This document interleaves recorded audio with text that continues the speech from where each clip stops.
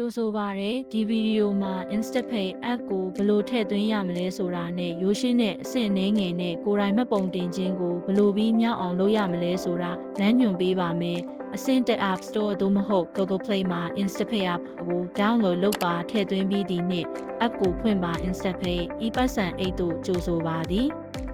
စတင်ရန်အတွက်တင့်တည်နေရအကြောင်းကြားချက်များနှင့်ဖုန်းခေါ်ဆိုမှုများကိုဝင်ရောက်ခွင့်ပေးပါဒါက app ကိုကောင်းမွန်စွာလှုပ်ဆောင်နိုင်အောင်ကူညီပေးပါတယ်ဘာသာစကား drop down ကိုအသုံးပြု၍တင်းနစ်သက်ရာဘာသာစကားကိုလည်းရွေးချယ်နိုင်ပါသည်အဆင်သင့်ဖြစ်ပြီဆိုရင်ယခုပဲမှတ်ပုံတင်ပါအကိုနှိပ်ပါ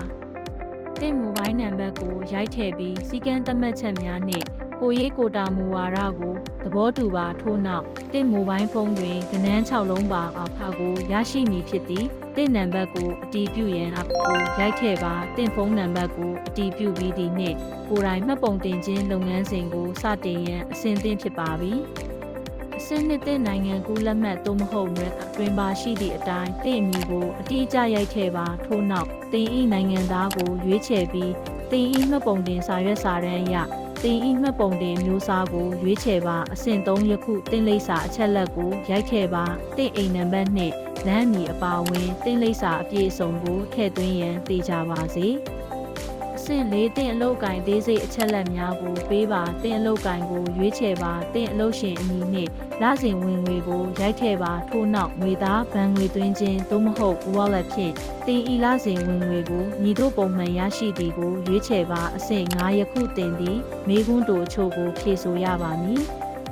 တင့်တွင်မူရင်းနိုင်ငံကူးလက်မှတ်ရှိပါကဟုတ်ကဲ့ကိုရွေးချယ်ပြီးကားကားဖြင့်ဆက်လက်လှုပ်ဆောင်နိုင်ပါသည်နောက်တစ်ဆင့်သို့သွားရန်တင့်နိုင်ငံကူးလက်မှတ်မိတ္တူကိုတင်နှင့်အတူယူဆောင်လာရန်လိုအပ်ပါသည်တင့်တွင်မူရင်းနိုင်ငံကူးလက်မှတ်မရှိသေးပါကမဟုတ်ပါကိုရွေးချယ်ပါ Instapay ဝန်ထမ်းများသည်လုပ်ငန်းစဉ်ကိုနောက်ပိုင်းတွင်ပြီးမြောက်အောင်ကူညီပေးပါလိမ့်မည်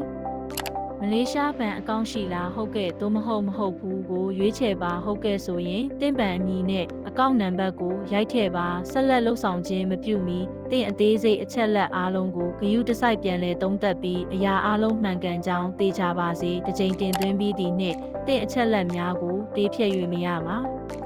အဆင့်6ယခုတင်သည်အမြန်အထောက်အထားအတည်ပြုခြင်းကိုပြီးမြောက်အောင်လှုပ်ဆောင်ရပါမည်ပထမဦးစွာတင်မှတ်ပုံတင်စာရွက်စာတမ်းဤဓာတ်ပုံကိုရိုက်ယူပါစာရွက်စာတမ်းသည်ရှင်းလင်းပြီးထောက်များတွင်ပြတ်တောက်မနေဘဲအလင်းပြန်မှုမရှိကြောင်းသိချပါစေထို့နောက်အတည်ပြုဗီဒီယိုတို့တစ်ခုကိုမှတ်တမ်းတင်ပါတင့်အတန်ကိုမှတ်တမ်းတင်နိုင်ရန်မိုက်ခရိုဖုန်းအသုံးပြုခွင့်ပေးပါ